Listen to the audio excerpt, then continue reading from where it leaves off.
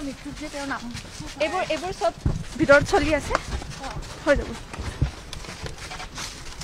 জুবিনৰ বহুত পইচা খাইছে বুলি এটা অভিযোগ উঠিছে হয়নে নহয় এইবোৰ সব মিছা হয় বাকি কৰি আছে কৰিবলগীয়া জনে মিছা নেকি মিছাকে গ্ৰেপ্তাৰ কৰা হ'ল নেকি সেইবোৰ চলি আছে আমি নাজানো এতিয়া প্ৰায় 1 কোটি টকাৰ ট্ৰানজেকশ্যন পাইছে এইবোৰ একো নহয় এইবোৰ